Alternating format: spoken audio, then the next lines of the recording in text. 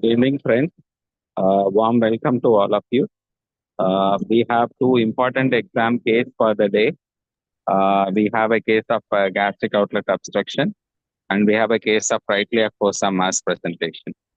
So the gastric outlet obstruction case is kindly contributed from Government Agartala Medical College, and the RIF mass case is kindly contributed from Professor Saravanan, Madurai Medical College.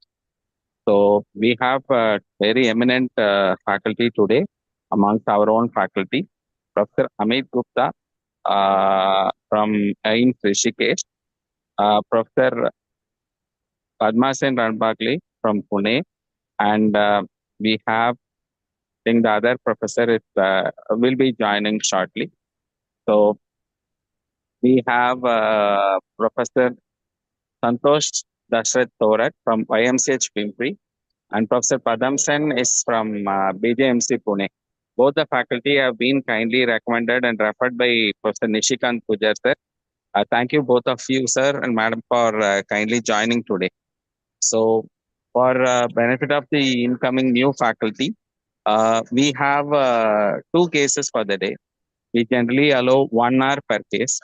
It is the first half an hour will be a presentation of the history and the discussion of the clinical findings. The second half will be to investigate and do the management part of it. I request the faculty to give the right answer if the candidate finds difficult to answer any of the questions so that we move on further. And I hope all of you have access to the PowerPoint of both the candidates. So with that few words, I wish both the candidates all the very best for the session. And I request Dr. Mohammad Mehdi Hassan from Government Medical College Agartala to start his case presentation on gastric outlet obstruction. Good luck to you, doctor. Please introduce yourself, your unit chief, your head of the department, and start your presentation. Good evening, teachers. I am Dr. Mohammad Mehdi Hassan, second year postgraduate in the Department of General Surgery, Agartala Government Medical College, and my unit chief and head of the department is Dr. Maniranjan Debarma, sir. Sir, shall I start, sir? Please share your screen and start. Make it full screen.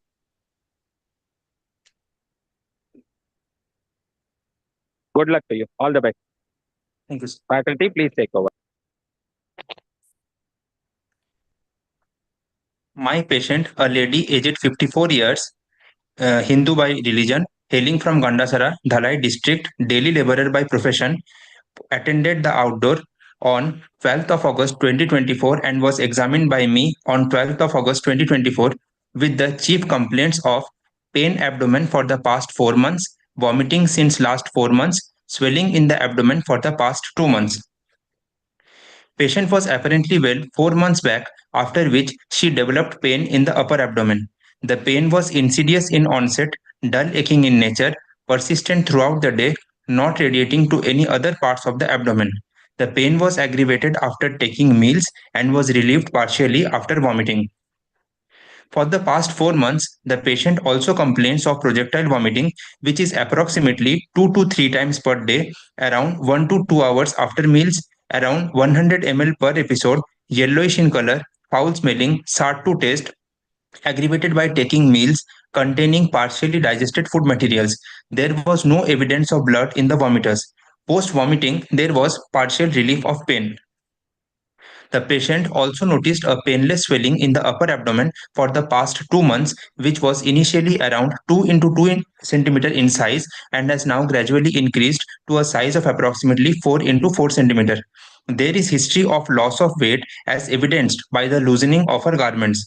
There is also loss of appetite. Furthermore, the patient refuses to take oral feeds as it induces vomiting shortly after meals.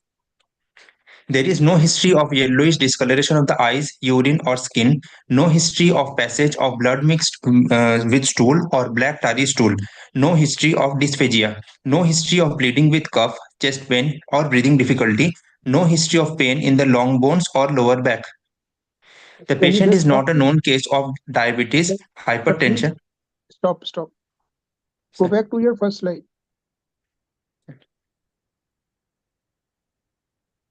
Yeah. See, actually, here you have mentioned date of admission, that was 12th August, right? Yes. But Yes, sir. when you were speaking, you said patient was presented in outdoor, Yes, sir. right?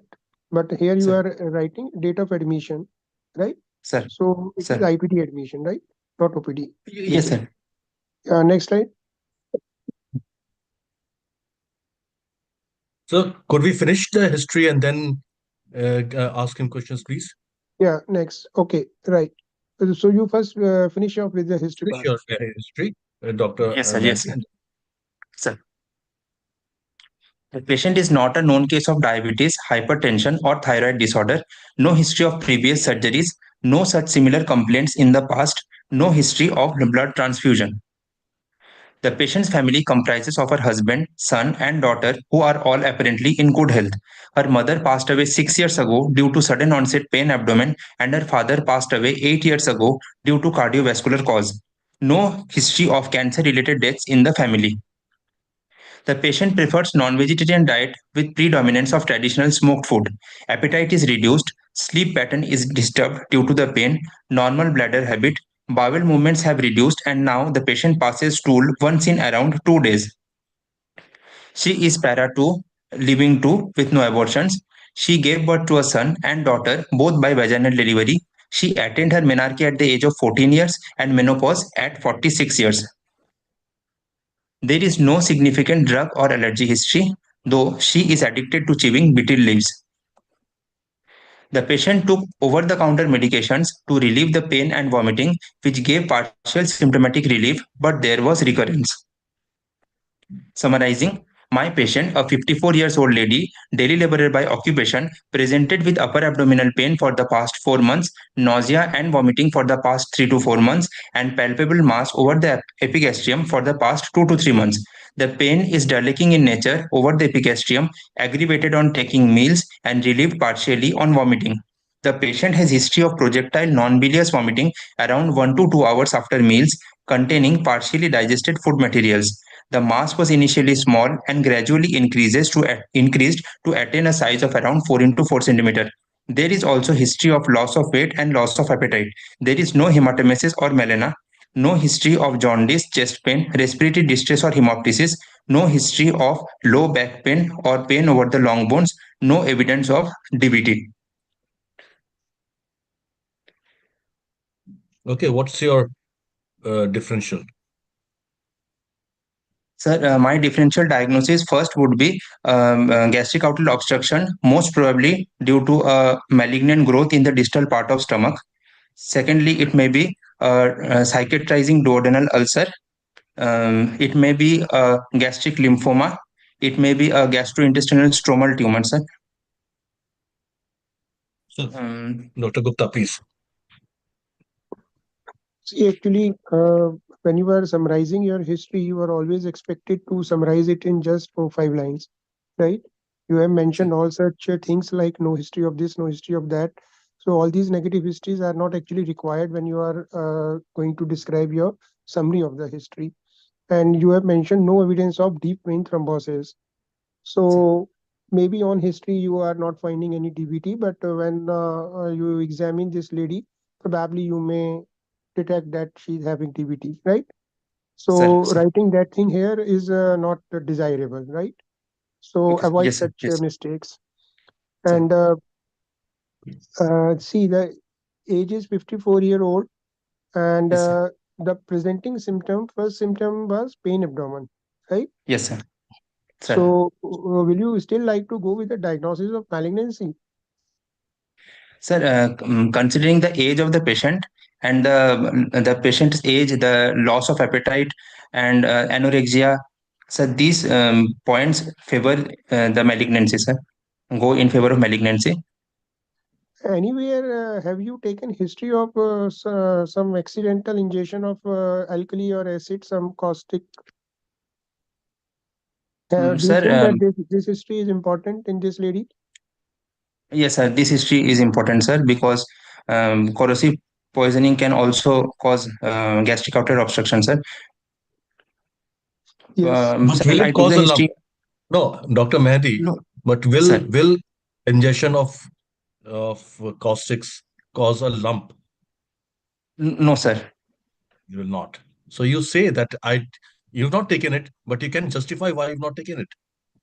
Sir, Look, sir. Yes, in sir. an exam, you have to justify what you've done, right? And there's a way Yes, of sir. doing it. And initially you said that it was a swelling over the abdomen. Now you are saying it is a mass in the abdomen. So be sure what you want to say, right? Because when you are saying swelling in the abdomen, that has a different connotation. When you are Exactly. saying a mass in the abdomen, that may have a different meaning, right? So what is the difference between swelling and mass? Dr. Mehndi, sir has Sir, told you. yes, sir. So swelling is a vague lump in the abdomen, sir. No, the swelling can be on the skin. It can be Yes, sir. Yes, anywhere. sir. But Yes, what sir. you're suggesting that there's a mass that is an intra-abdominal lump, Yes, sir. Yes, sir. right? Yes, sir. So that's the difference. Arm can be swollen. Yes, sir. Yes, sir. It's got nothing. So Sir. don't So, say swelling here.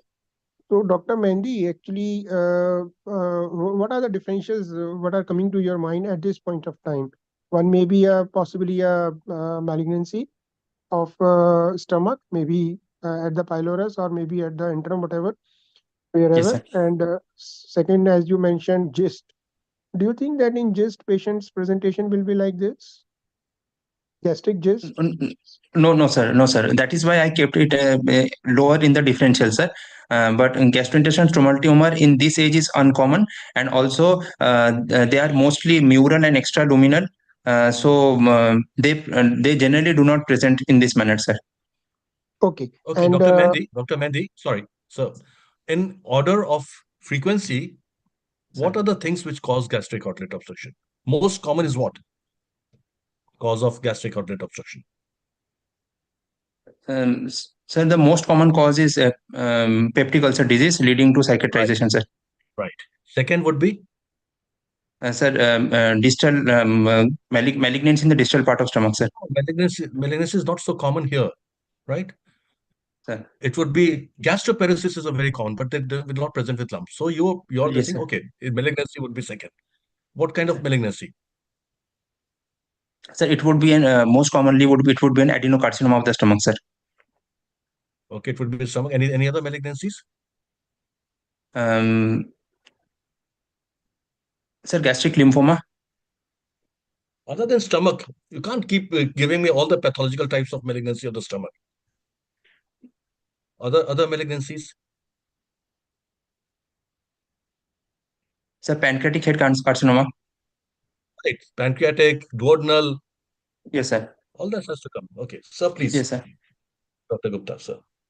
yeah, see, actually, you have mentioned here in the summary that there is no history of hematemesis or melena. So that Sir. goes against a diagnosis of clinical diagnosis, I am saying, of Sir. acid peptic disease. Am I right, Yes, sir? sir. So maintain that whatever you are, because here you are describing what history patient have, her attendants have given to you, right? So based Yes, on sir. the history alone, you should formulate a diagnosis, a provisional diagnosis, and then at least three, differential diagnosis in your mind that what my patient might be suffering from, right? Sir. So Yes, based sir. Also, on this Dr. Mehndi, presentation, sorry. yeah, based on this presentation alone, right, what history you have just described, what is the most common probable cause of gastric outlet obstruction? Sure, she is having a gastric outlet obstruction, it is evident, there is no Yes, sir. if and but in that, but as per your history, what is the probable cause, first probable cause of gastric outlet obstruction in your patient? Sir, carcinoma in the distal part of stomach, sir. Okay, so can you just tell that what's the reason of that 2 by 2 centimeter swelling what you describe? Sir. Usually, do you see such a small lesion in the abdomen in No, gastric sir. malignancy? No, And sir. if you see at what is the location, suppose 2 by 2 or 1 by 1 centimeter, you can see, you can find that lump, hard lump in the abdomen. Where? In gastric malignancy, adenocarcinoma. So you can palpate them in the Epigastrium, umbilical sir. region. That is called a Umbilicus. cystic Mary Joseph nodule. They are a metastatic deposit, right? Sir. Yes, sir. Okay. But you are saying they are in as per your description, this swelling or this mass, what you are describing, it is present in the upper abdomen, that is in the epigastric region, right? Yes, sir. Yes, sir. So can you just describe what it could be? What this swelling or this mass could be? Sir, till now, from the history, the what I have mentioned is as what the patient had told me, that the mass is in the epigastrium, which was initially small and has gradually increased to a size of 4 into 4 centimeter. This mass could be the pathology in the distal part of the stomach, that is the malignant mass. It can also be the patient might also be referring to the ball rolling movement, which occurs prior to the vomiting after intake of food. Uh, Okay, so from my side, I will suggest you that you should have taken a prior history of caustic ingestion. Maybe not now. Maybe she has accidentally ingested alkali, say, a few years back, right? sir. Which Yes, has sir. led to a pyloric stricture, which was a possible stricture, but now it may have converted into a malignancy. This can be one probable scenario, right? Yes, sir. And Yes, sir. second thing is, I will like to emphasize upon you should have taken more details about the dietary history of the patient, right? Because you are Sir. trying to make a diagnosis of gastric malignancy, that to an Sir. adeno-CA. So Sir. you should focus more on the dietary pattern. What type of diet she was taking? Was she taking pickles and a lot of packaged and this thing, right? Processed foods, right? And history Yes, of sir. alcoholism or history of smoking, etc. Right? So these things Yes, sir. needs to be touched upon, right? Sir. Yes, sir. Yeah. Dr. Rajiv, sir, you want to ask any other Uh, question? Yes, sir. Let's go to the first slide. Let's go to the first slide. Get your history corrected first. Okay, religion should not be mentioned until unless it's got some association with the patient, right? So Yes, sir. that's date of admission, date of examination, not really required, right? Okay, Sir. And please next. write it like a daily wager, not daily laborer, right? Or just write laborer, right? Sir. Yes, sir. Okay. Next slide.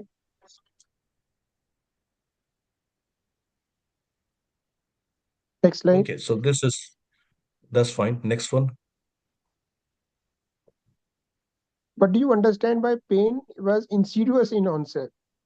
What is your understanding about insidious in onset pain? Sir, the patient cannot tell the exact time when when she felt the pain started. She is saying that the pain started a while back, but she cannot pinpoint the exact time from which she felt the pain being started, sir. Next slide. In which conditions do you see projectile vomiting?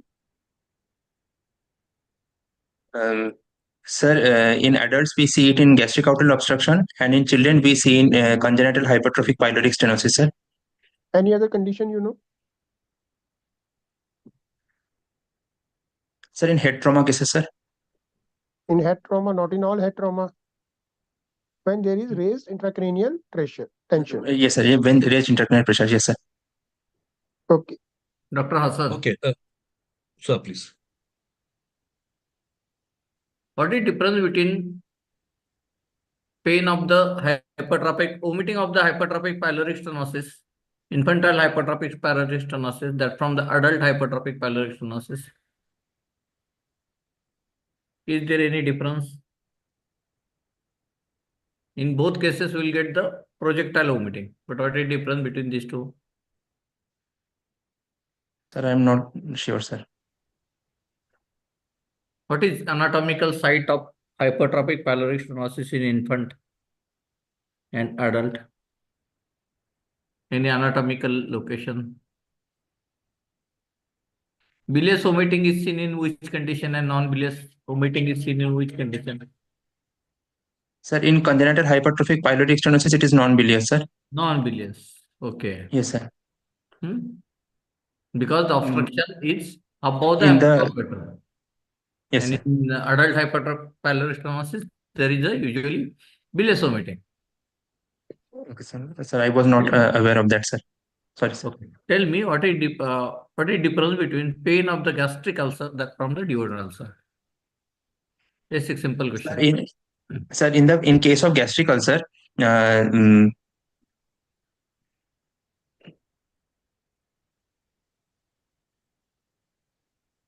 so in case of gastric ulcer, the pain subsides after intake of food, whereas in case of duodenal ulcer, the pain aggravates after intake of food, sir. In duodenal ulcer, pain aggravates after food. Sorry, sir. So in case of gastric ulcer, the pain aggravates after intake of food, but in duodenal ulcer, the pain reduces after intake of food, sir. What is timing of appearance? Pardon, sir? Timing, when you will get the pain in a gastric ulcer and when you will get pain in duodenal ulcer after taking food. Is there any periodicity? In which condition periodicity is maintained? Sir, in duodenal ulcer, the periodicity is maintained, sir. Okay. Weight loss is seen in duodenal ulcer or gastric ulcer? Sir, in gastric ulcer, sir, weight loss is there because patient tends to eat less. Okay, okay, proceed. Okay, Dr. Just Mehndi, I have a few Sir. questions to ask you. Sir. I say this is CA esophagus. Sir. How by your history will you rule that out? Sir, from the history, in case of CA esophagus, the vomiting would occur much earlier than in my case. The vomiting would occur within half an hour to 1 hour after the food intake, and it will be more of sir regurgitation rather than vomiting. And the vomiters will not be foul smelling, and it will not be hard to taste, Why sir. is the vomitous foul smelling in gastric outlet obstruction? Sir, in case of gastric outlet obstruction, once a vomiting occurs, the stomach is not emptied completely. So some amount of food is still present there, and bacteria acts on those food, and this causes a foul Okay, smell that's of the fine. food. That's fine. Right. And of course, there would be dysphagia, like some people are writing out there. Okay. Yes, yes. Next slide, please. Painless swelling upper abdomen past 2 months. Okay. History of weight loss as well. Okay. Next slide, please. Okay. Now you don't have to write out all the. You've got history of jaundice. Then you have got melena. Then you've got dysphagia. Then you've got secondaries into the chest. You've mixed everything up, right? Yes, sir. You get me? Yes, sir. Either Yes, sir. you can just write no history of secondaries. Let it be like that. Let the examiner ask you, right? You don't Sir. have, Yes, because sir. there'll be so many. It can go to the brain, it can go to the lungs, bones, anywhere. You can't give Yes, sir. the Yes, sir. whole list, no? Okay, next Sir. slide, please. Okay. Diabetes, hypertension, go into medical history. Don't put it as past history, right? Just you've got a section called medical history. Put it there. Sir. Previous surgeries, similar complaints. Okay. Yeah, Next but slide, what is please. the importance of blood transfusion history here? Sir, if the patient had a history of prior blood transfusion, then it would indicate that the patient had repeated episodes of anemia, as it is very common in case of peptic ulcer disease, sir. Okay. Next slide, please. Family history is just what about his brothers, sisters? You have to ask also for that. Okay, you have to Sir. make a family tree about it. Sir. What cancer deaths are you looking for?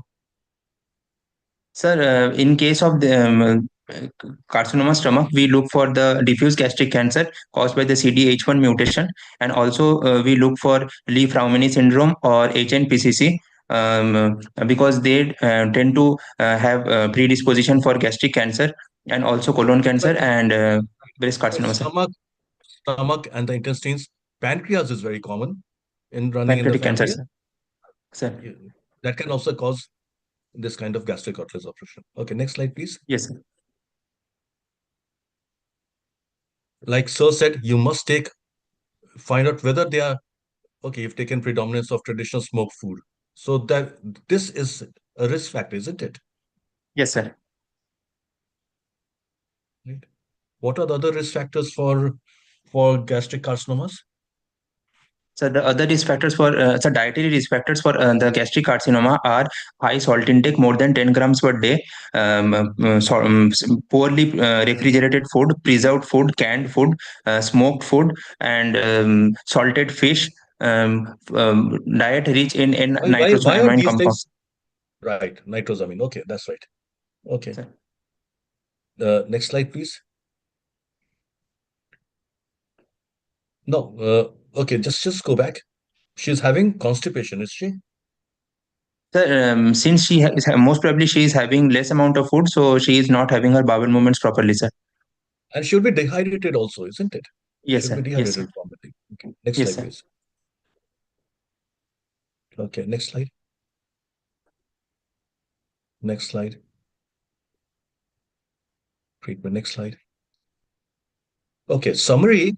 You have to look. Summary has to be in, like Sir said, in few lines.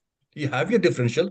Give us the positives which support your differential, and negatives which rule out other differentials. You don't have to give evidence of DVT, low back pain. Just say no without any features of secondaries, right?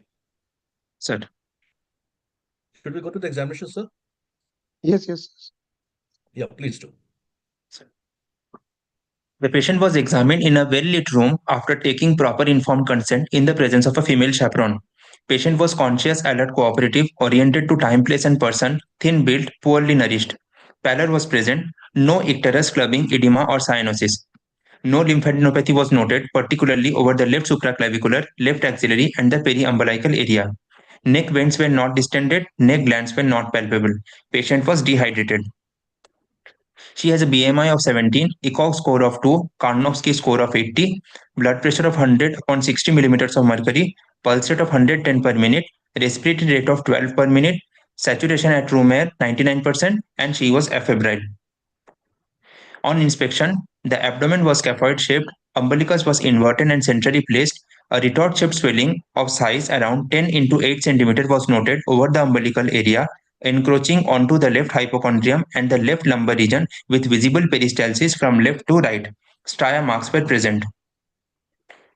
No visible scar marks, pigmentation, or engorgements were present. Respective quadrants moved equally with respiration. Hernial orifices appear normal with no visible cough impulse. External genitalia appears normal. Spine is apparently normal. So this is the inspectory finding of the swelling noted in the abdomen, sir. Do you think that it is a 2 by 2 or a 4 by 4 centimeter swelling? No, sir. Actually, this is the stomach, sir. The swelling is present much above, sir. Sir, the swelling is actually present here, sir. This just was the stomach with peristaltic movement, sir. Sir, on palpation, I have confirmed the position of the swelling, sir. I will show in the next slide, sir. Okay. Carry on. Sir, on superficial palpation, the temperature was normal. No tenderness or hyperesthesia was found. No muscle carding. A palpable lump of size 8 into 5 centimeter was noted over the epigastrium. On deep palpation, an intra-abdominal intraperitoneal lump of size 8 into 5 cm was noted over the epigastrium, 2 cm to the right of the midline and 4 cm below the right costal margin and extending to the right hypochondrium. The shape was irregular, hard in consistency, non-tender, with well-defined margins. The lump moved with respiration and there was no fixity to the skin. No organomegaly was found and hernial sites were intact. On percussion, the upper border of the liver dullness was found at the sixth intercostal space, tympanic note was found over the stomach, and dull note was found over the swelling. On auscultation, succussion splash was found, and normal bowel sounds were heard at 6 per minute. On auscultopercussion, greater curvature of the stomach was delineated 5 cm below the level of umbilicus. So this is the image showing the swelling noted in the epigastrium encroaching into the right hypochondrium found on palpation and also the distended stomach on auscultopercussion with the lower border around 5 cm below the level of umbilicus. Okay. On sir. Yeah, please go on. Sir. On rectal examination, stool smeared finger with anal canal tone was normal. No blood stains and no palpable nodes were found. On pervaginal examination, no palpable nodes were found. Systemic examination were essentially normal, with first and second heart sound auscultated with no murmur, and vesicular breath sounds heard on bilateral lung fields with no added sounds. On CNS, there was no focal neurological deficit, and on venous system, no DVT was found. Summarizing, my patient, a 54 years old lady, daily laborer by occupation, presented with the upper abdominal pain for the past 4 months, nausea and vomiting for the past 3 to 4 months, and a palpable mass over the epigastrium for the past 2 to 3 months. The pain is dilating in nature over the epigastrium, aggravated on taking meals, and relieved partially on vomiting. The patient had history of projectile non-bilious vomiting around 1 to 2 hours after meals, containing partially digested food materials. The mass was initially small and gradually increased to attain a size of around 4 into 4 centimeter. There is also history of loss of weight and loss of appetite.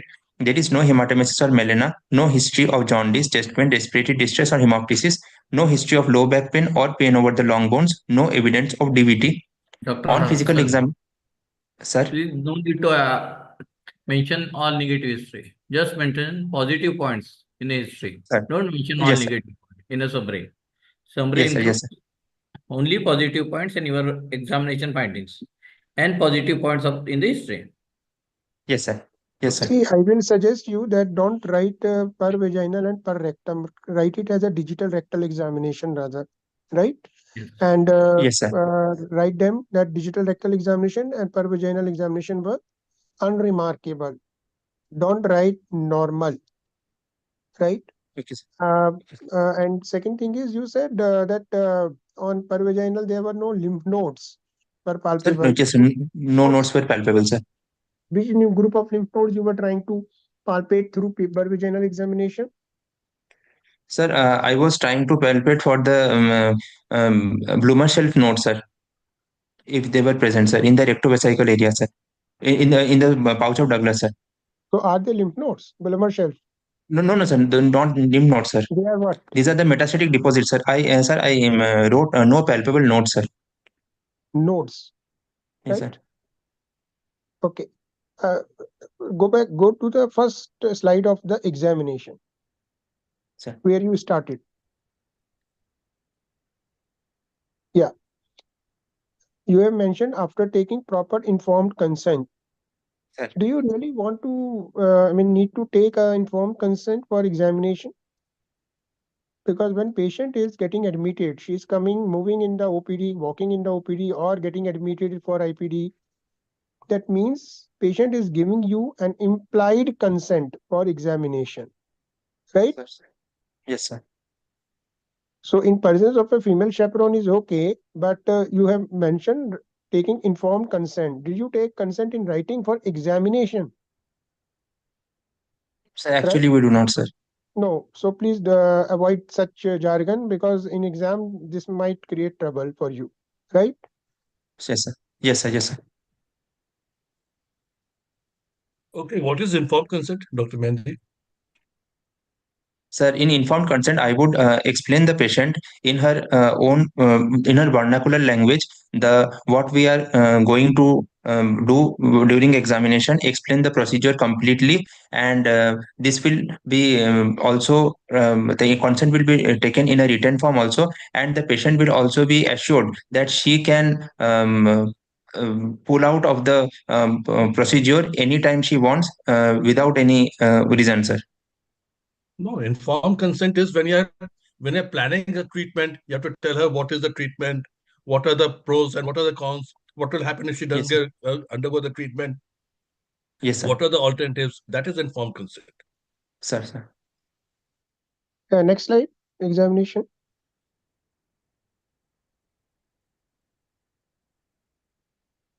So in such patient was dehydration. Dehydration was should have come in the very first slide, right?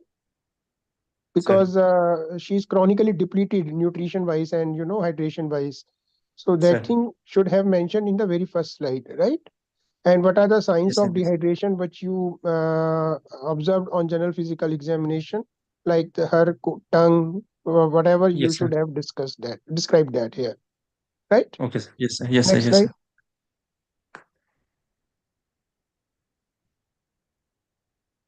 What do you mean by ECOG? What is ECOG? Sir, it is a scoring system by which we can know the performance status of the patient, whether the patient can be put up for surgery or the patient needs What is the nutritional full form of management ECOG? before. Sir is What asking is what is the Sir, ECOG? full form of What ECOG? ECOG stands for?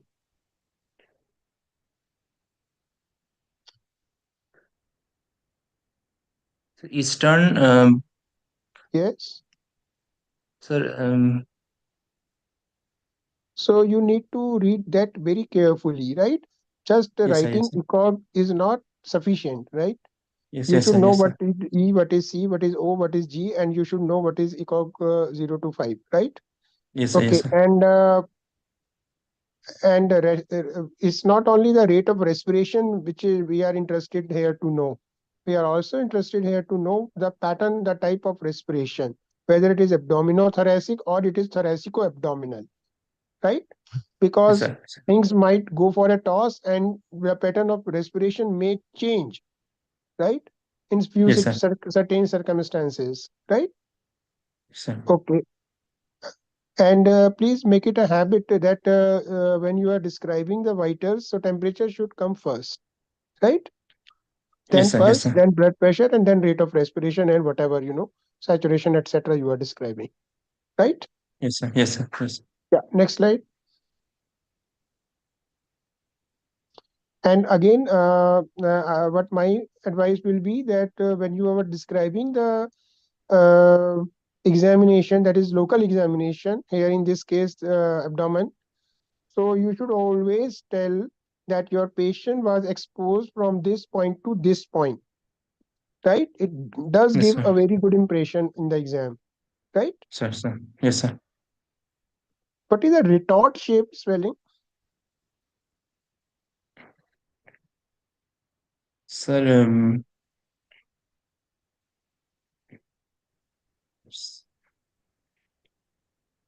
so it is a flask type swelling used And what is this stria?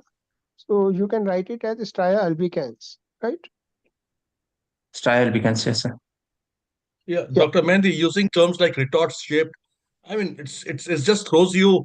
this- Now someone will ask you which others, where else will you get a retort shaped swelling in the body? So don't put kind of things which will stimulate the examiner to ask you questions which are not prepared for. Okay, So Sir, sir. just refrain Yes, from sir, the that. yes, sir. the whole message is keep it as simple as possible.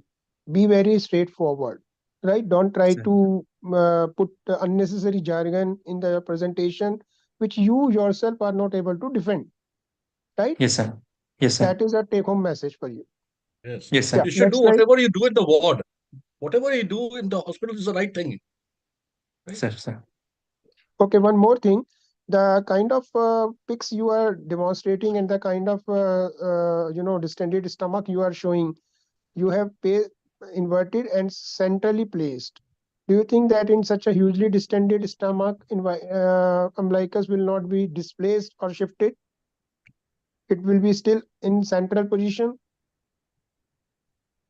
Sir, actually, sir, the swelling is present in the epigastrium, encroaching onto the right hypochondrium, and the stomach, the distension of the stomach, that occurs only after taking meals, and it usually subsides after vomiting. So, in that case, the abdomen is scaphoid and the umbilicus is centrally placed, sir. You write, just read carefully what you have written. You have Sir. written the swelling is so big that it is encroaching onto the left hypochondrium and left lumbar region Yes, with sir. visible peristalsis from left to right. Yes, Is sir. that clear? Yes, sir. Right? Yes, sir. So do you think that in such a situation you expect that umbilicus will not be displaced? Generally, it Sir, is. yes, sir. Sir, when the swelling will be present, sir, at that time the umbilicus will be pushed downwards.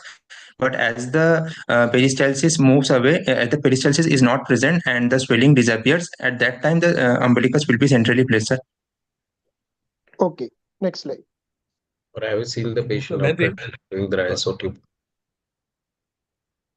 sir, please, Dr. Santosh. Yeah, have you seen have you taken this history, what you describe as a central place umbilicus after you have done the gastric lavage by putting rice too. That might concur your findings. Sir. And one more thing that you have written respective quadrants. So what are the respective quadrants? You should have written all quadrants. And all quadrants doesn't move equally with the respiration, right? So this is time and again we keep telling the postgraduates. So rather you should mention they move proportionately with the respiration. Proportionately, right? yes, sir. Yes, sir. Yes, sir. Yeah, go on. Okay. Next slide, Dr. Sir, please. Yeah. Okay. Now just have a look on this pic only, right? Yes, sir. What do you think that just on the, if I give you this thing in a spot examination, what will be your spot diagnosis?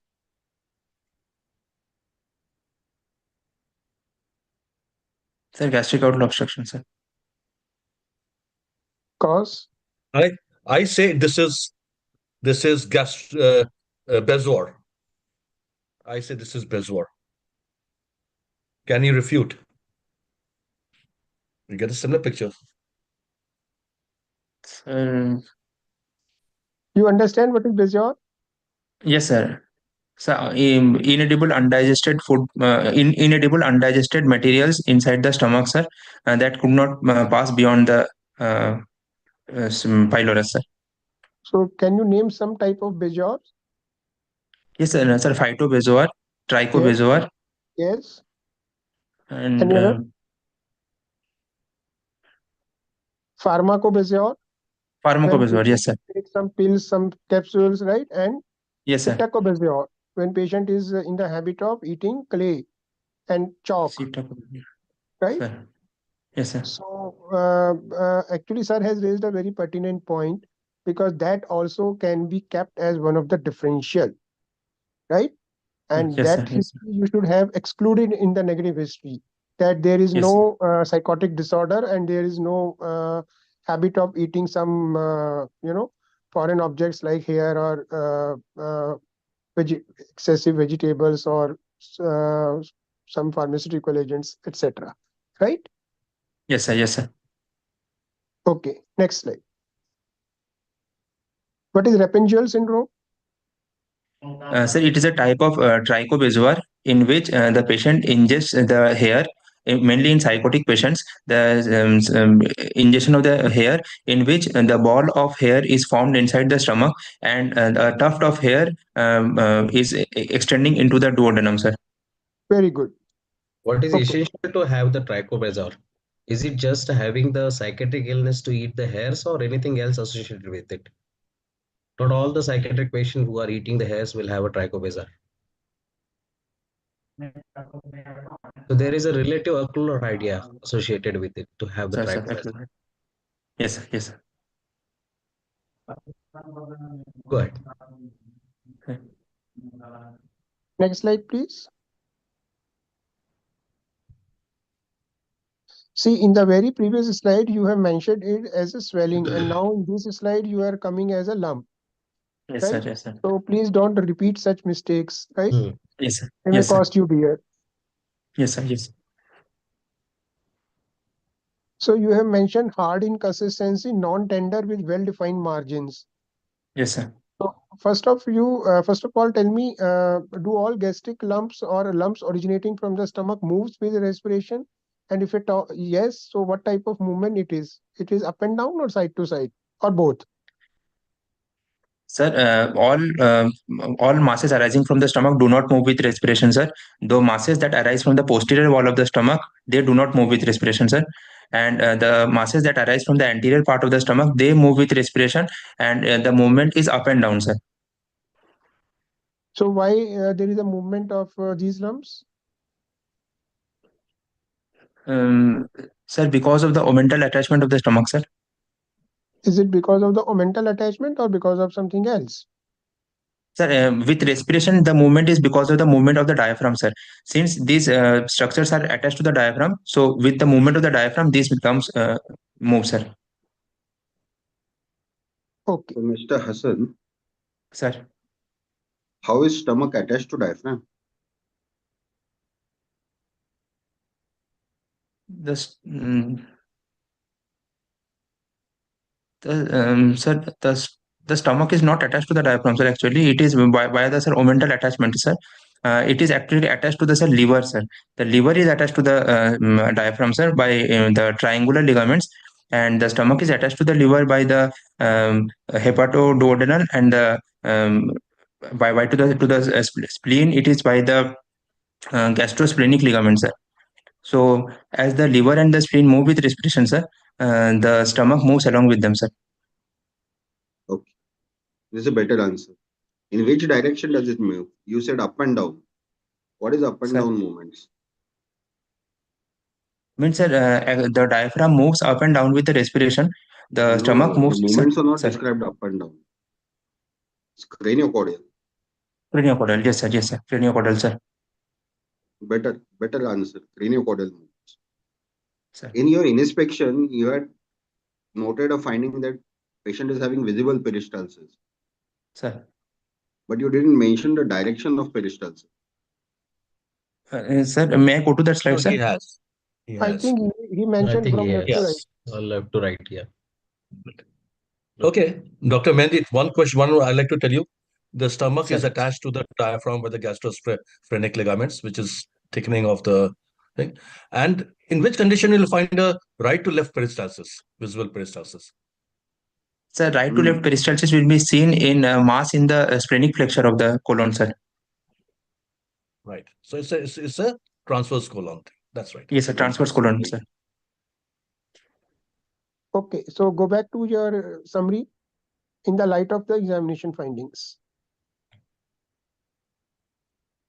So again, here there will be some advice from my side that don't make it too long, right? Sir, There is sir. no need to write it in so many lines. You can just summarize it in 7-8 lines. That's it, right? Sir. Yes, Okay, sir. now Like after having size of this, swelling, all that is not important. You've already mentioned it. Elaborated Just say it. there's a swelling in the Yes. epigastrium, right? That Yes, sir. consistency, all Yeah. that shape, irregular. You don't have to say all that. You just have to mention that there's a lump which is here, which has got this which is at the epigastrium, and this is the positive finding. That's it. No organomegaly, per vaginal, all this is not important in your summary. Sir. Sir. okay, and So, please. just write other systemic examinations are unremarkable, right? Don't write Unremarkable, it yes, sir. normal, right? Sir. Okay, next slide. Sir, so my provisional diagnosis is this is a case of gastric outlet obstruction, most probably due to malignant growth in the distal part of stomach with no signs of distant metastasis.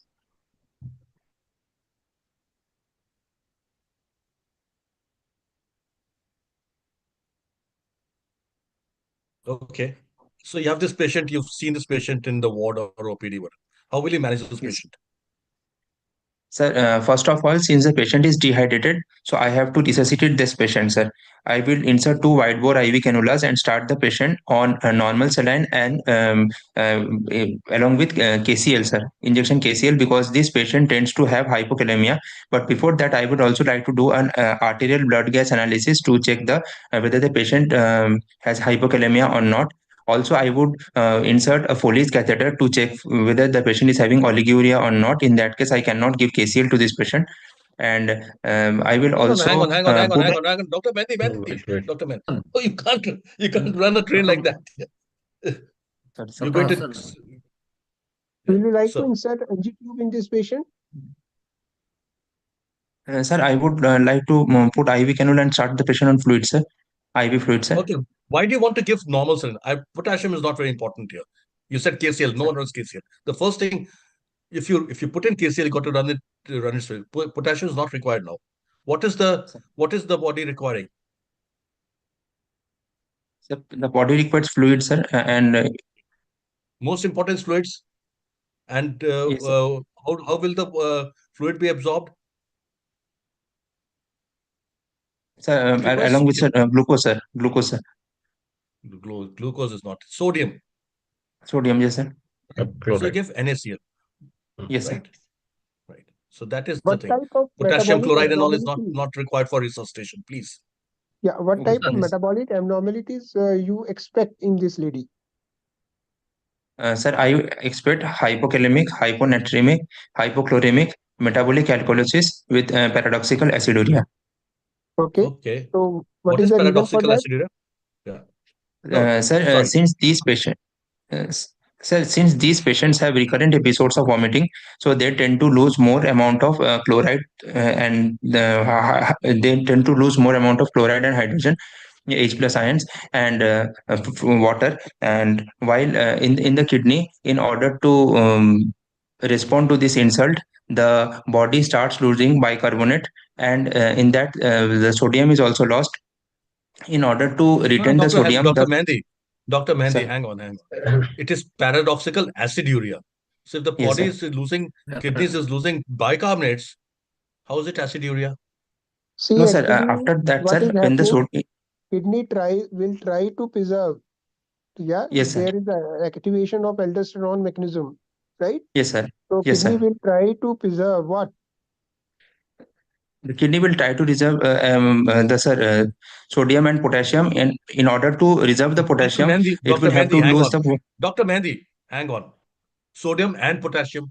Look, forget potassium. Potassium is not important here. What is important here is sodium and water. The yes, sir, So aldosterone, to preserve water, to conserve water, it needs sodium. So aldosterone does sir, what? It preserves sodium, yes, sir, which is a positive ion. So for a yes, sir, positive ion, it's got to lose another positive ion. Now yes, sir, potassium is gone. yes, sir. So which is the positive ion left now? Hydrogen. Sir, hydrogen, sir, yes, sir, So hydrogen ion comes into the urine and that makes it acidic. yes, sir, Okay?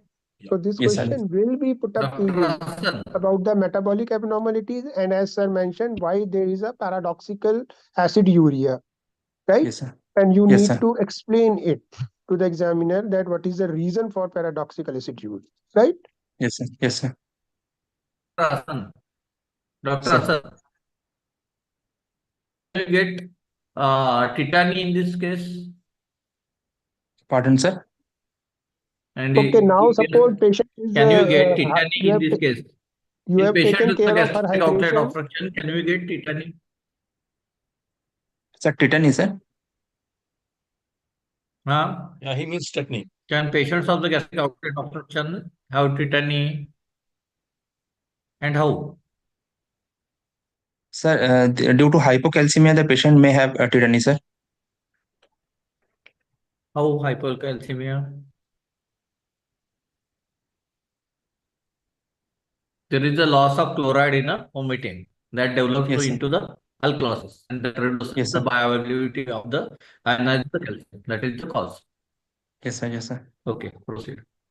All these metabolic abnormalities are very important Yes, yes, sir. for So your exam. now you have corrected her dehydration, you have corrected her whatever ABG abnormalities were there or metabolic abnormalities were there, right? Now how will you Yes, proceed sir. further? What is the Sir, next I line of would business? Yes, sir. Sir, I would insert a Riles tube in this patient, and I would give a gastric lavage in this patient with normal saline, and I would also send the blood investigations for routine investigations like CBC, LFT, and the KFT, and the sodium potassium in this patient, and I would also send for blood requisition, and since the patient is having a pallor, and Okay, Dr. Hassan, hang on. You said sir, you'll insert the rice NG tube and do a stomach wash with what? With sir, saline. normal saline, sir. Why not water? So it will aggravate the electrolyte imbalance, sir. Right. Okay. It makes alkalosis worse. Sir, yes, sir. Okay, Okay, you've so Sir, now sent the investigations. What is the next? after You've the put in a blood rice, you've put in a investigations, Foley's, you've given fluids, you sent the yes, sir. investigations. What else? Yes, sir. So now I would like to do USG of the whole abdomen to check for any other abnormalities and also get some information about the mass and any other possible pathology in the other parts of the abdomen like the liver, the spleen, and any ascites if it is present. Then I would like to do after that, I would like to do an upper GI endoscopy 48 to 72 hours after the stomach wash has been given. And I would look for the pathology in the stomach. I would also check the other parts of the stomach for Okay, any. Dr. Mehndi, Dr. Mehndi, Dr. Mehndi, when Sir. you're doing a stomach wash, what is a saline load test? What is a saline load test? You're doing a stomach wash, no? You can do that test along. What is this? Yes, sir. In saline load test, we give 500 ml of normal saline via the nasogastric tube, and no, and check after 1 hour. Then we do the lavage. Then we check the contents of the Riles tube. If more less than 60 less than 40% returns back, then the salinity saline load test negative, and if more than more than 60% of the Okay, you're fluid right, but returns. your numbers are wrong. Your numbers are wrong. It's about 750 ml. You give it, and about 400 comes out after half an hour. Right? Half an hour, yes, sir. Okay, similarly, how you said succussion splash is positive. How do you do that? Sir. So succussion splash is done 4 to 6 hours after the patient has taken her last meal. In this case, we would ask the patient to lie supine, and we would No. place the. So no. 4 to 5 hours. Suppose you want to do it now. Sir. Can you do it now? You've come. You can't come back and after 5 hours will do it. Can you do something more than something like that? What is the gastric emptying time for water? Sir, 1 to 2 hours, sir. About half an hour to 1 hour, right? So usually Okay, what? yes, sir. So you can ask her to take a couple of glasses and do it after. You don't have to wait for 6 hours and come back in the evening and do it. Yes. Okay.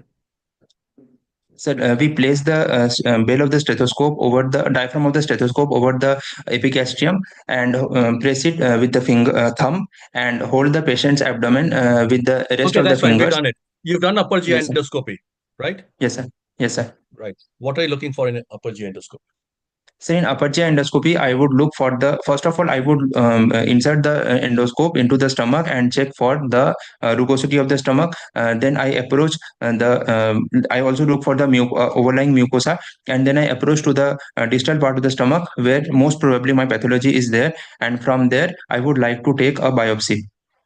I would also check whether my scope is whether I am able to negotiate my scope distal to the pathology, sir. Okay, good. Sir, please. So suppose you have taken a biopsy and biopsy comes out to be a moderately differentiated adenocarcinoma, right? So Yes, what sir. you are going to do next? Sir, in this case, I have to do the contrast enhanced CT of the whole abdomen and the chest and the pelvis to rule out any distant metastasis, sir. Okay, so what actually you want to stage the disease, right? Yes, I want to stage the disease, sir. Okay, so suppose CT scan is showing that there is a mass in the pylorus. It's a 6 by 4 centimeter mass causing almost 90% of the luminal obstruction at pylorus, right? Sir. And liver Yes, is sir. normal. There is no free fluid in the abdomen, and lungs are also okay. There is no lung metastasis, right? So now what Yes, you sir. will do? Sir, if there are no sir, I would also check whether distant lymph nodes are involved or not. If they are not involved, then I would prepare the patient for surgery, sir. That is D2 gastrectomy with Roux and Y gastrojejunostomy. But after preparation of the patient, I would like to do a diagnostic laparoscopy, sir, to check See, for actually, any metastasis. you mentioned that patient was cachectic, patient was nutritionally depleted. So will you Sir. not like to build up your patient for some time? Yes, sir, I would. So Yes, that sir, I would your like to prepare my patient outcome for the of the surgery by surgery building will up be her. Yes, better, sir. Yes, sir. right? Yes, sir. So, Yes, sir. so is there any role of neoadjuvant chemotherapy in gastric adenocarcinoma these days? Sir, there is role of neoadjuvant chemotherapy in gastric adenocarcinoma. Sir, we can use the magic protocol, or we can use the FLOT protocol, sir. In case of magic protocol, we can use the epirubicin, cisplatin, and the 5-fluorouracil three cycles prior to surgery and 3 cycles post surgery. And we can also use the FLOT protocol, that is 5-fluorouracil, leucovorin, oxaliplatin, and the taxanes 4 cycles prior to surgery and 4 cycles hang on, post surgery. Dr. Mehndi, hang on. Sir. You're not going to decide all this. This is So what the actually medical you are board. supposed to, prior to that, you are supposed to ask your intervention endoscopist that she can put a nasojejunal tube with a double lumen, which in which one tube lumen can be used for gastric aspiration and one lumen can be used for jejunal feeding. Feeding, sir.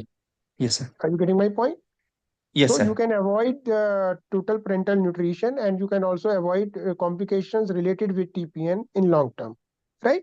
Sir. Yes, sir. And by doing this, you can actually build up your patient nutritionally prior to the surgery. And in the Yes, sir. meantime, you can give 3 to 4 cycles of neoadjuvant chemotherapy, and then you can Yes, sir. assess the response of the chemo, right? Yes, sir. Your Yes, sir. patient may completely respond, your patient may not respond at all to chemo, or your patient may be a partial responder to chemo. Is Yes, that sir. clear? Yes, sir. Okay. Is there any role of some tumor markers in the gastric malignancy? Adenocarcinoma, I mean to ask. Sir, there are some tumor markers, but they are not of very much useful, sir. Okay. So there is a question, but it is a case of gastric outlet obstruction. So should we wait for so long? Yes, there is a case. In such cases also, you are supposed to wait for proper buildup of the patient. And a MAGIC trial has very conclusively proven that these patients might respond well to neoadjuvant chemotherapy. You can give them the FLOT regime or whatever regime you can discuss in your MDT. And subsequently, you can operate your patients. Results will be definitely better, right? Yes, sir. Okay. I think, Okay, Dr. Mehndi, sir, sorry. yeah, please go ahead. What about feeding jejunostomy? Any role of feeding jejunostomy here? Yes, sir. Sir, feeding jejunostomy plays a vital role in building up of this patient, sir, and also post-operatively, that is post-anastomosis. This feeding jejunostomy also helps to maintain the nutrition of this patient, sir. So, and what about a gastrostomy? Sir, jejunostomy is found to be more No, can he do a means gastrostomy or should not? Should he or should he not do a gastrostomy? sir, since the patient is having a gastric outlet obstruction, gastrostomy will not be very much helpful, sir. Not only Even for that, decompression. Even for decompression, it's not done, right? Yes, sir. actually you Yes, are having a malignancy in that organ, right? sir. So if you Yes, sir. put any tube and put it subcutaneously, you might upstage the disease, right? There is always a theoretical risk of transmigration of malignant cells through the tract, right? Sir. Yes, sir. And Yes, also, sir. you might need also a bit of stomach too for reconstruction. If you made a big hole there, reconstruction can be an issue. Okay. Yes, sir. Yes, sir. Okay. So just tell me one thing, last question, I think, then we can move to second case. What is the difference between a D1 and a D2 lymphadenectomy in relation to gastric, malignancy surgery? Sir, in And D1 what is D2 lymphadenectomy, lymphadenectomy? sir, in D1 lymphadenectomy, only the perigastric lymph nodes, that is station 1 to station 7 lymph nodes are removed, sir. That is the left cardia, right cardia along the lesser curvature, greater curvature, and the supra and the infrapyloric. These are removed, sir. And in D2 gastrectomy, the lymph nodes up to the station 12 are removed, sir. So when you will remove station 10 lymph nodes, are So they the really station, necessary to remove all the time, or there are certain set no, limitations for to remove that? no, sir. The station 10 lymph nodes, they are present in the splenic hilum. They are not routinely removed. They are now removed only when there is grossly involvement of the spleen, or there is infiltration into the gastrosplenic ligaments, sir. Or you are dealing with the growth which is present along the greater curvature of the stomach, Yes, sir. right? Yes, sir. Yes, sir. Okay. So I should applaud your presentation. It was a good presentation. Always there is a scope for improvement. So try to take all these comments in a positive, manner, and try to Yes, sir. improve it further. Right, Dr. Kagnavil, can we go for a Yes, move sir. for a Yes, sir. second presentation? Yes. Maybe should we ask Dr. Hassan if he has any doubts to be clarified? Yeah, you have some questions to ask. Please ask. Thank you, sir. Thank you. Your professor and unit chief, and we will try to reach out to them also. Now you can stay back for the discussion. Now we move on to the second patient discussion. We have Dr. Mohammed Sheikh Abdullah. Again, he is from Mathai Medical College. So you are not Pathology. audible. Kindly Shall we move to the next contribute case? around Dr. that. Maith, that was nice presentation. Thank you very much. So, Dr. Sheikh Abdullah, you can introduce yourself, your unit chief, head of the department, and start your presentation. Yes, sir. Good evening, sir. Myself, Dr. Mohammed Sheikh from Madurai Medical College. My unit chief and HOD is Professor Dr. K. Saravanan, sir. And I'm here to present an case report on RAF Mass. A 40-year-old female homemaker coming from Madurai, belonging to low socioeconomic status, low socioeconomic class, came to OPD with chief complaints of pain in the right lower abdomen for past 2 months and history of presenting illness. The patient was apparently normal 2 months back. She developed pain in the right lower abdomen, which is insidious in onset, progressive, dull aching, on and off. There is no aggravating factors, non-radiating pain, and there is no history of lower abdominal fullness. A history of vomiting, 3 episodes for the past 4 days. There's history of loss of weight, which is 10 kgs over last 6 months. There is no history of loss of appetite. There is no history of cough. There is no history of fever or evening rise in temperature. There is no history of diarrhea. There is no history of constipation. There is no history of melena. There is no history of easy fatigability. Past history. There is no history of similar complaints in the past. There is no history of contact with known tuberculosis patients. History of puerperal sterilization done 10 years back. There is no history of blood transfusion. Patient is not a known case of type 2 diabetes mellitus, systemic hypertension, bronchial asthma, pulmonary tuberculosis, thyroid disorders, coronary artery disease, and shisha disorders. And personal history. Patient consumes non-vegetarian diet. Patient is not a known smoker or an alcoholic. Regular bowel and bladder habits. Menstrual history. Patient attained menarche at 14 years of age. 3 by 30 days cycle. There is no history of passage of clots. Last menstrual period is 5 days back. Para 2, live 2. And then there's no history of abortion. Previous to normal vaginal delivery. Family history. There's no history of similar complaints in the family members. There's no history of tuberculosis in the family members. And allergy history, there is no history of known drug allergy. The summary is a 40-year-old female patient belonging to lower middle socioeconomic status presented with complaints of lower abdominal pain for past 2 months, more on the right lower abdomen, with history of significant loss of weight. There is history of puerperal sterilization done 10 years back. There's no other significant history, sir.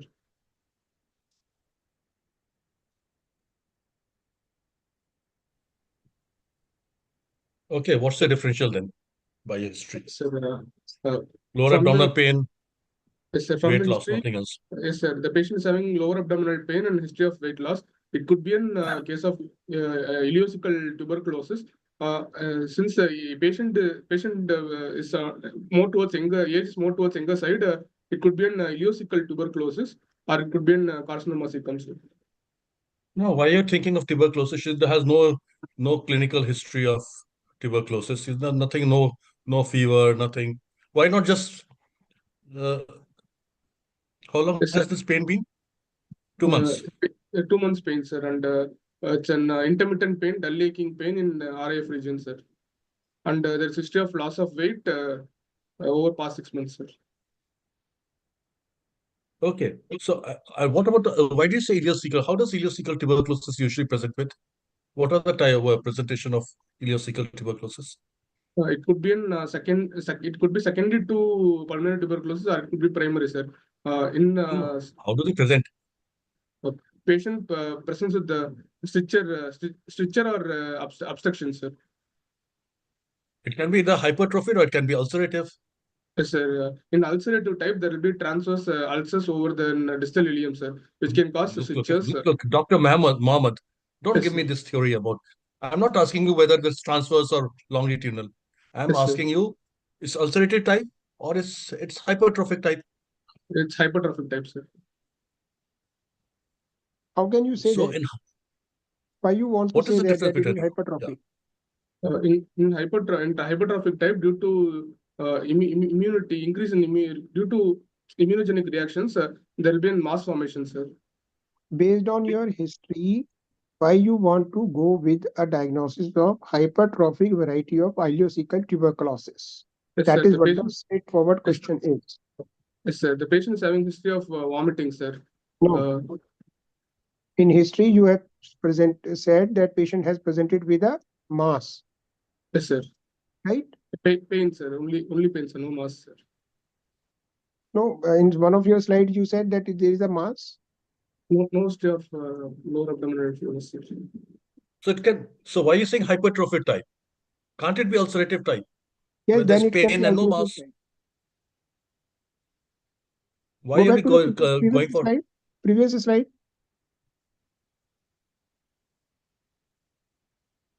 Okay. So So there's then just it pain can and be nothing else. ulcerative variety, right? Yes, sir. Next slide, please. Next. Yes, sir.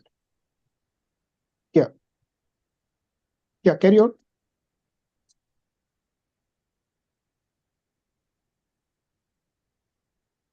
Shall I move on to examination, sir?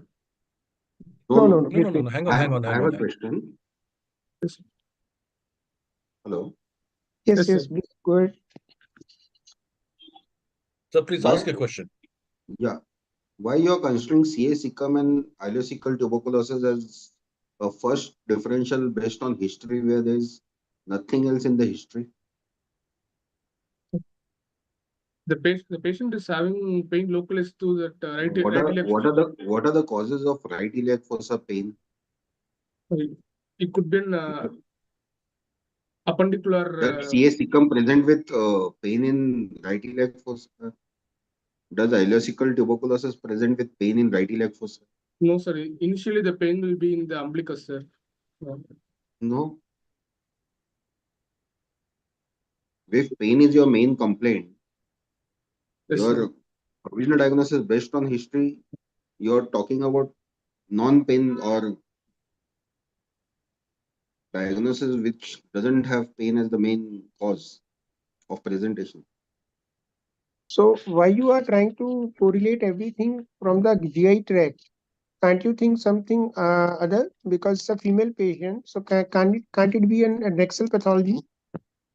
Yes, sir. It could be an adnexal pathology, sir. So Pardon? from your presentation, you should not Yes. give this impression to the examiners that you know the diagnosis, right? Yes, So sir. diagnosis is always made by exclusion, right? Yes, sir. So you should present it in such a way that you are open for all the possible diagnoses, right? Yes, sir. So after this summary, what is in your mind? What is your diagnosis here in this lady?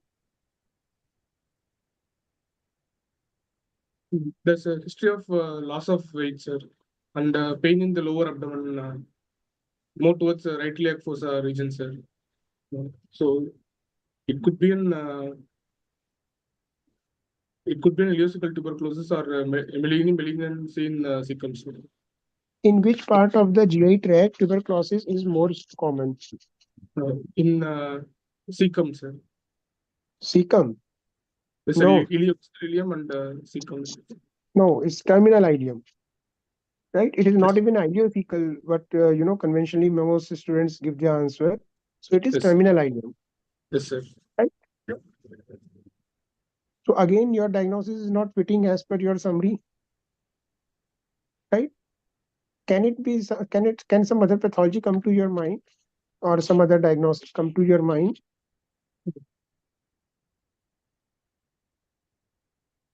Now, You have suppose this lady gives history of diarrhea for 1 Yes, month. sir. Yes, Then sir. what diagnosis you will make? It could be an inflammatory bowel disease, sir. Inflammatory bowel disease. Sir. Can it be a cecal amoebiasis or amoeboma? Yes, sir. It could be cecal amoebiasis, sir. Okay, but other possible diagnosis come to your mind? A 40-year-old lady? adnexial mass, but there is menstrual history is normal, so there is no history of menorrhagia or. Menstrual history may not be that disturbed. It need not be disturbed in all adnexal pathology, especially in the initial stages. Yes.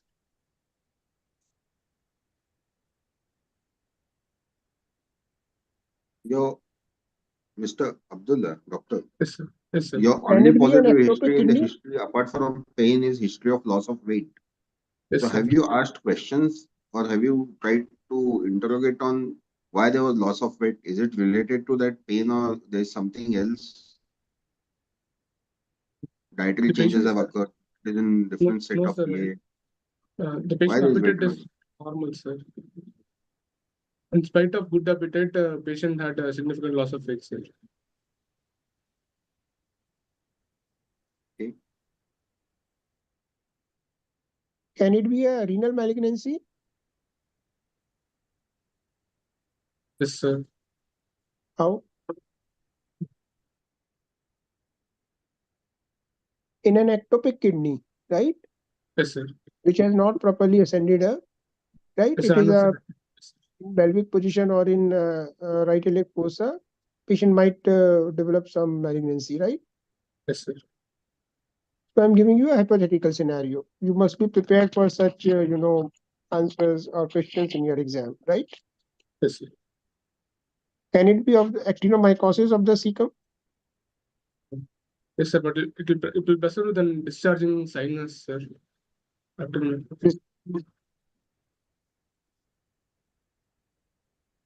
Okay, what other diagnosis is still coming to your mind? Any other thing?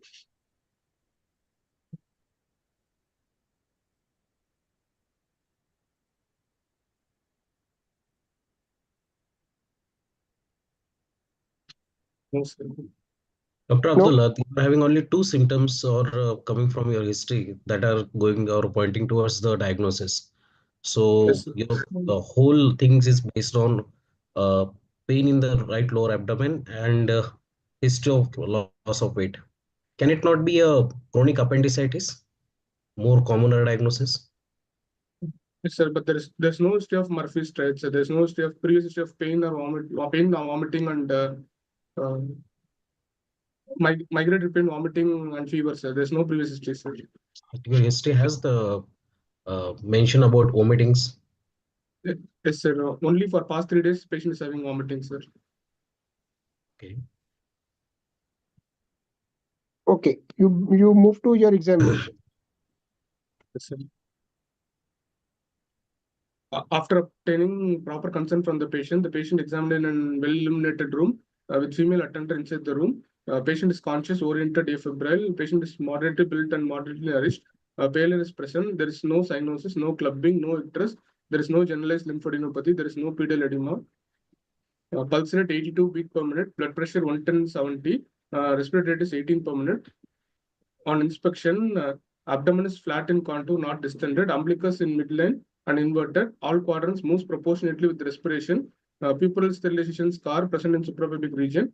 There is no visible pulsation, no dilated veins, no sinuses, no visible swelling or fullness. There is no visible gastric peristalsis. This is the clinical picture of the patient. And there is no visible intestinal peristalsis. Bilateral flanks free. Hernial orifice is free. Bilateral lineal angle, there is no fullness. Left supraclavicular fossa, there is no fullness.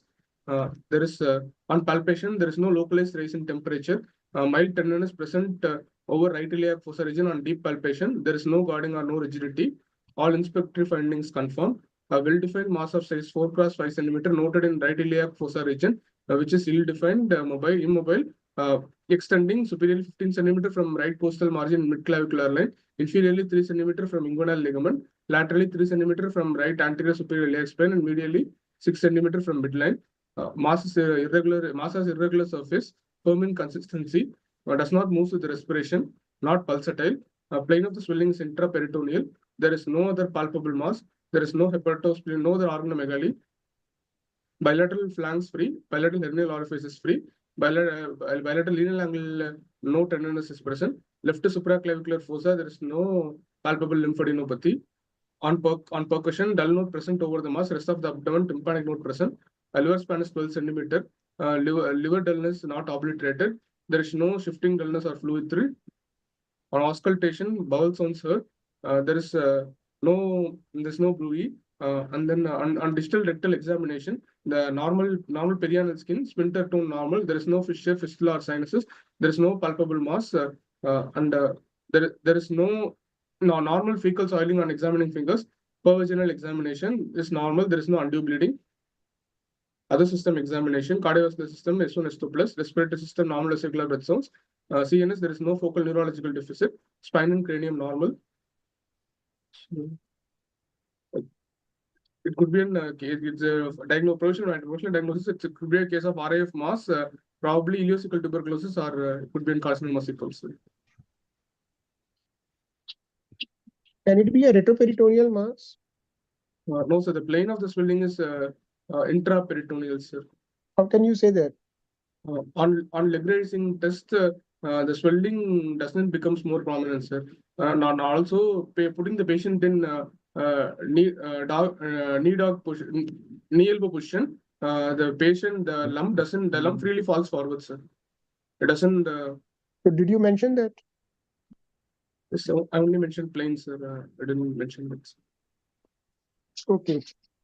So there are a lot of inconsistency actually in the history and in the examination findings, right? How will you divide the abdomen into various segments? Based on the transpyloric plane, which runs through L1, sir, and then transtubercular plane, which is 5 centimeter above anterior superior iliac spine, sir, and then two midclavicular line, and then midline, which is drawn between cephisthunum and pubic symphysis, sir. So are they lines or are they planes? Planes, sir. So don't say lines, right? Because abdomen is a three-dimensional box-like structure. You cannot divide it with line, right? They are planes.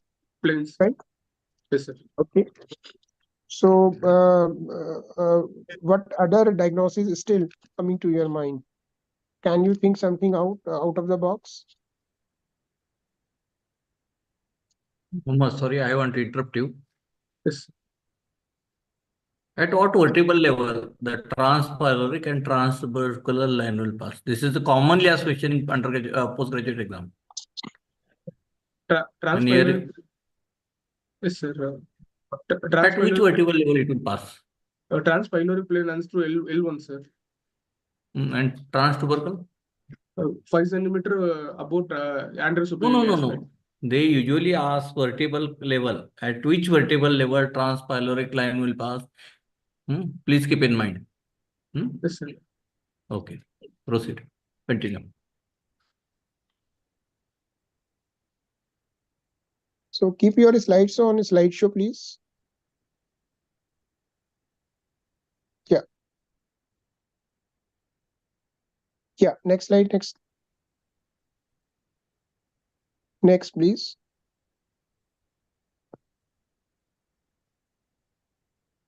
Okay, next, please. Do you have CT or ultrasound of this patient? Yes, sir. This is a CT image of the patient, sir. First ultrasound, please. Yes, sir. In ultrasound, there's an irregular circumferential wall thickening noted in terminal ileum, ileocecal junction, and ascending colon, sir. There is no free fluid in abdomen pelvis. Rest of the solid organ appears normal, sir. There is something missing on this ultrasound report. What is that in abdomen?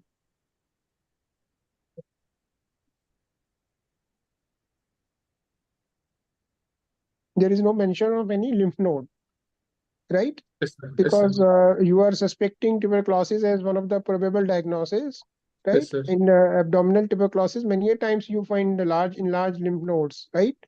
Yes, sir. They are matted lymph nodes many a times, yes, right? Sir. Or it might be a lymphoma. Even then, you may find big lymph nodes, right? Which has not been mentioned in this report, right? Yes, sir. Okay, next. CT abdomen pelvis done, sir. There's an irregular circumferential wall thickening noted in terminal ileum, ileocecal junction, and ascending colon and hepatic flexure. There's no loss of fat plane. Dilated ileal loops present. Distal large bowel loops appears collapsed. Multiple enlarged mesenteric, para-aortic, mesorectal, and interiliac nodes present, sir. Possibility of subacute bowel obstruction may be due to ileocecal tuberculosis or inflammatory bowel disease, sir. So as per your history, still you will like to go with the diagnosis of tuberculosis or diagnosis of inflammatory bowel disease? More towards tuberculosis, sir. There is no history of history of altered bowel habits, sir. And the history is only for past 2 months. And there is history of significant loss of weight is present, sir.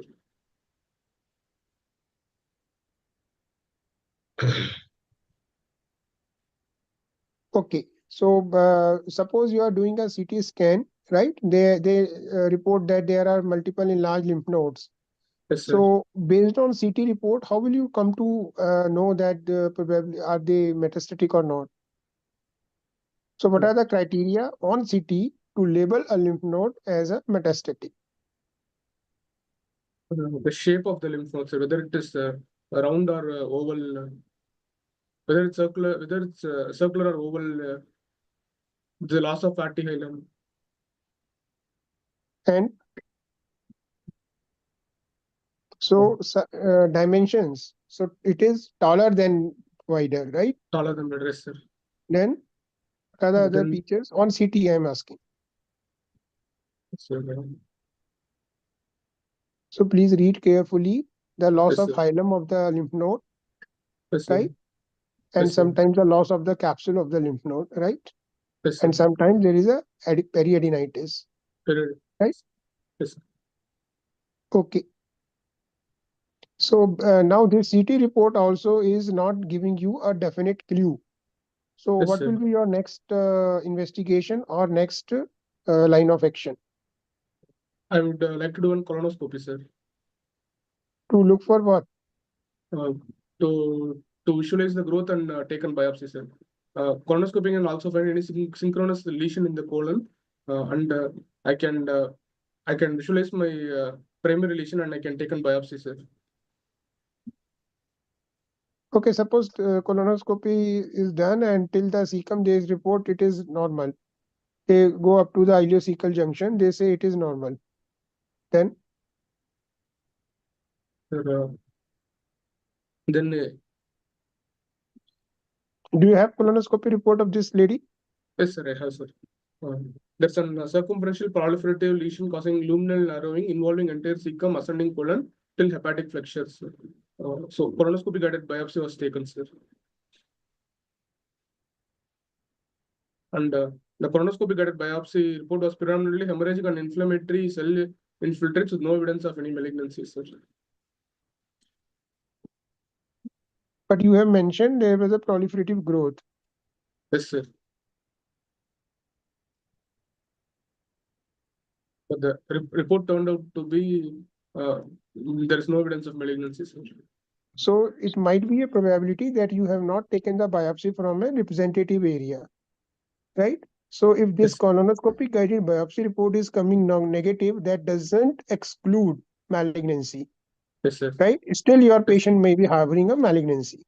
Yes, sir. Did you get my something? Yes, sir. Yes, sir. We also did tumor markers, sir. We Okay. did an CE carcinomembranous antigen and CA125 we did, sir.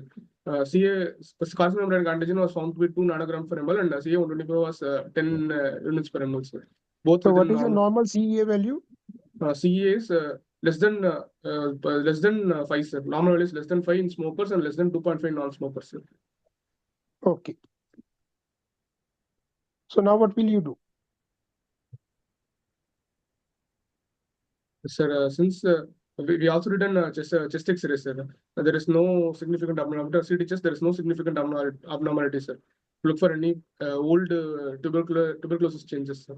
We did an sputum CBNAT, which is in which MTB is not detected, sir. Also from biopsy fluid, we did a mycobacterium tuberculosis assay, sir. That also turned out to be negative, sir. So then again, you are in a catch-22 situation. You are still nowhere as far as diagnosis is concerned. So Yes, sir. how will you proceed further? Since the patient had a partial obstruction, we proceeded for surgery, sir. What surgery? We did right hemicolectomy, sir. We did right hemicolectomy with iliotransverse anastomosis, sir. So in such a big growth, will you like to go for a right hemicolectomy or extended right hemicolectomy? Extended right hemicolectomy, sir.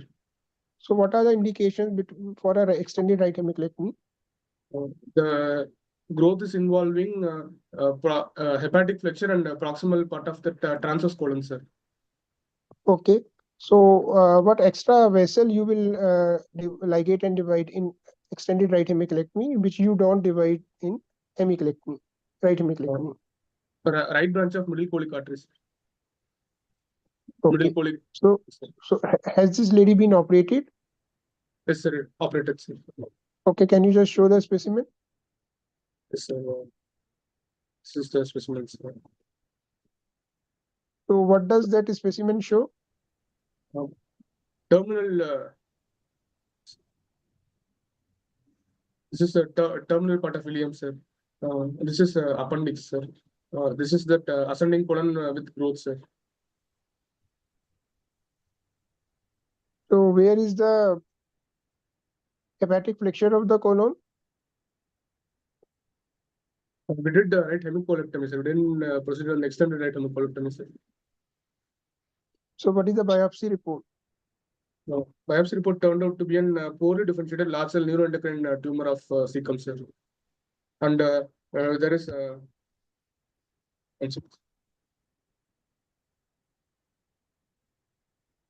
what is the difference in the presentation of a right colonic mass or a left colonic mass? Right colonic mass will have a cauliflower like protruding growth, sir. It will be proliferative growth, sir. In left colonic growth, it will be more like a luminal obstruction, sir, causing annular luminal obstruction like growth, sir. So they are annular or they are stricture. They form stricture early. So Yes, the sir. patient might present to you in obstruction. In left-sided grows earlier, yes, sir. right? While in Yes, sir. left-sided colon, the distensibility of the colon is much more, right?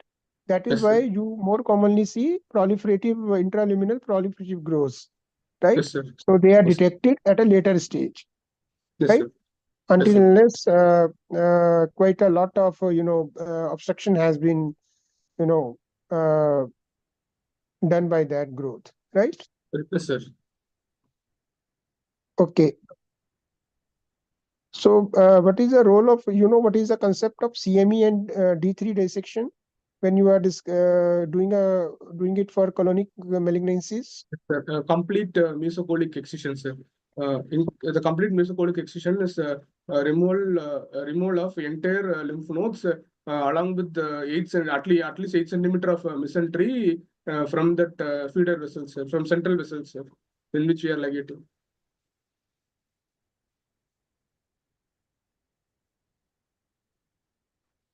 Is there any role of PET CT scan in this patient? Suppose CT scan also was not suggestive of anything. Could you have gone for a PET CT scan in this lady? In colonic malignancy, there is no role for upfront PET CT. There is no role, sir. Okay. So like in biopsy, they have reported it as a neuroendocrine tumor, isn't it? Yes, sir. So did they also mention about synaptophysin or chromogranin A or Ki67 labeling index? No, sir. They said it has to be. It is yet to be done, sir. They It is yet are to be. planning to yet to be done, sir. Okay. Do you know the WHO grading of the NET?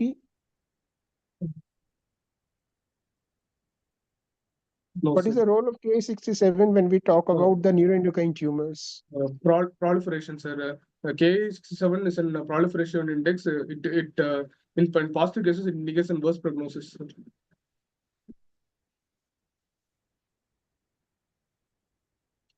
Now, suppose in this lady, you have done all the good surgery, all the margins are negative, and a very good adequate lymphadenectomy has been done, Yes, right? sir. Yes, sir. And they report it as a poorly differentiated neuroendocrine tumor. So Yes, what is sir. your next line of action for her? Since it's an stage 2 disease, I would like to go for an adjuvant chemotherapy, sir. Which chemotherapy you will like to give her? FOLFOX regimen, sir. In neuroendocrine tumor? In neuroendocrine tumor, That you give in adenocarcinoma, no? Yes, sir. So why you want to give in neuroendocrine tumor? The same regime?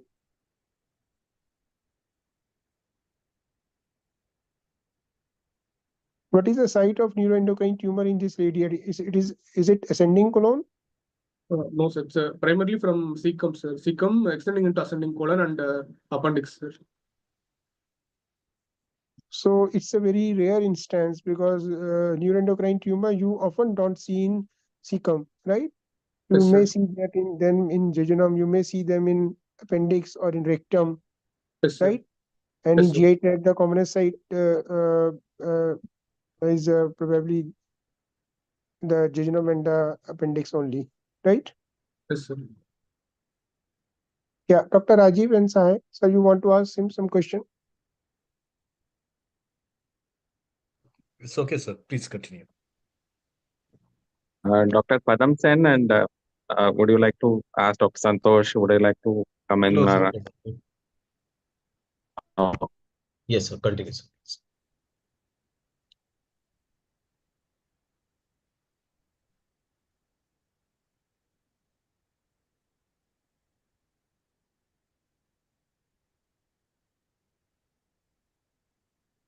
So now you have a neuroendocrine tumor report with you. Will you subject this patient for some special scans? And what type of scans?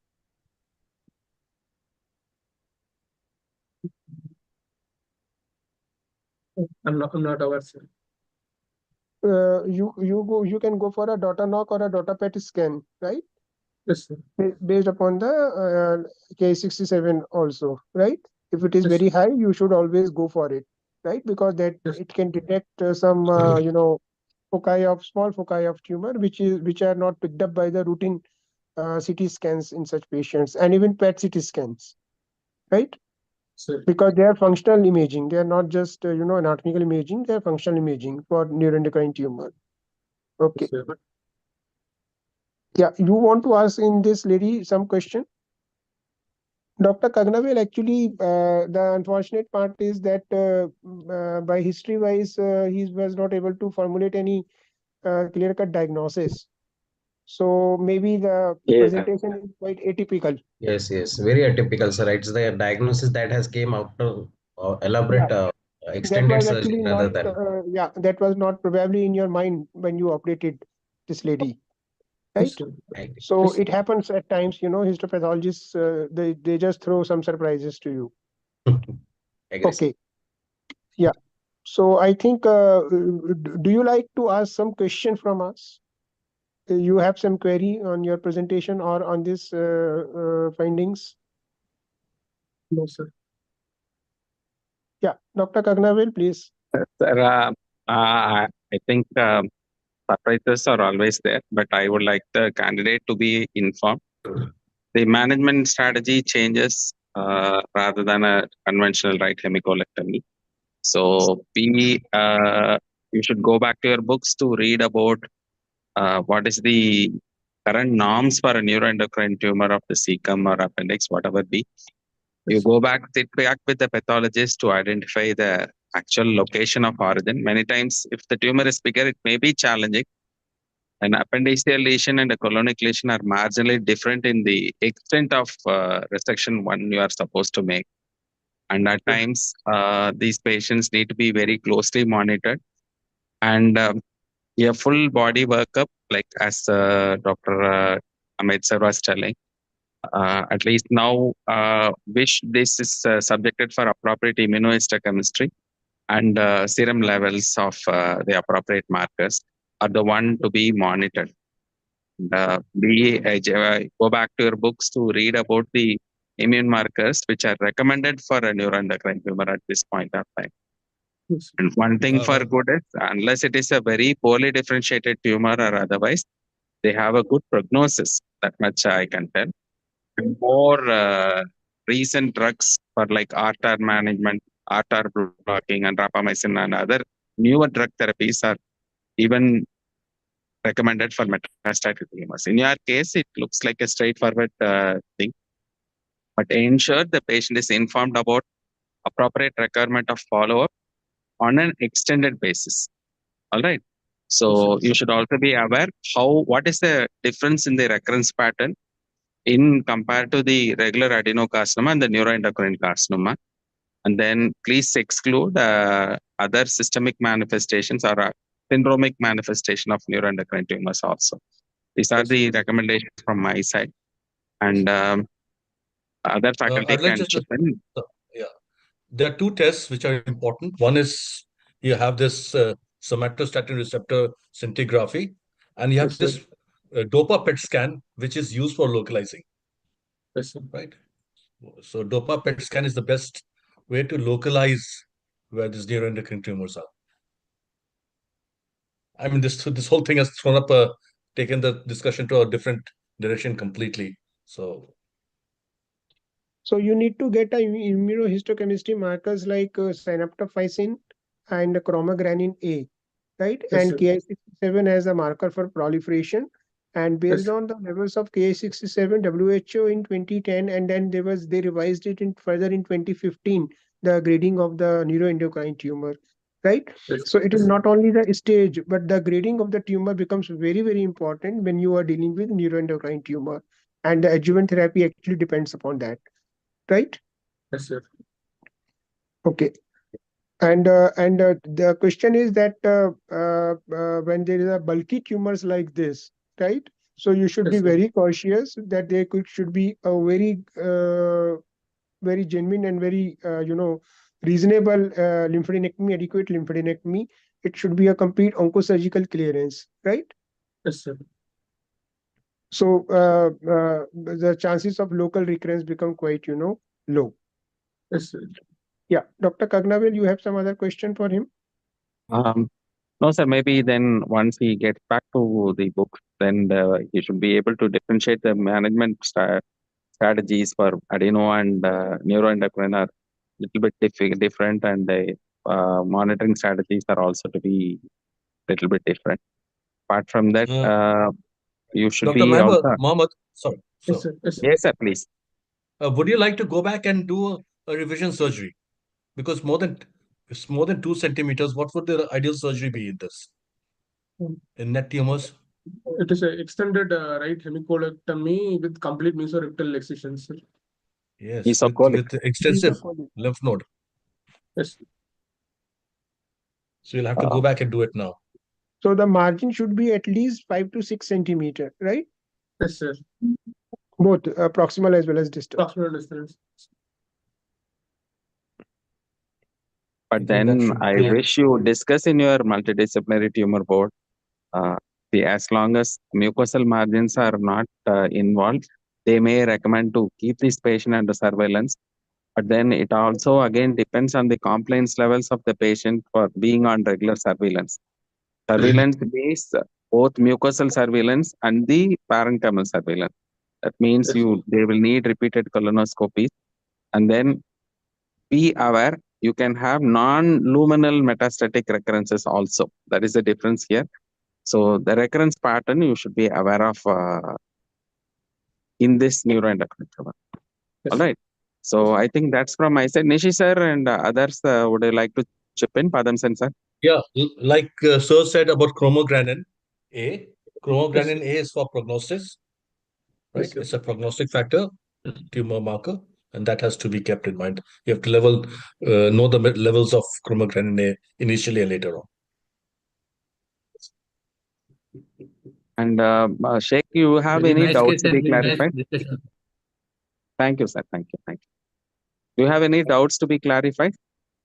Sir, in case of margin positivity, is there any role for again chemotherapy in this patient? Yes, of course, of course. What's the chemotherapeutic agent indicate? Which chemotherapy is given here? We didn't start It the is patient on any. So still now we didn't. darcarbazine, Yes, sir. darcarbazine, 5-FU, Yes. and epirubicin. Yes. Darcarbazine is the drug of choice. Yes.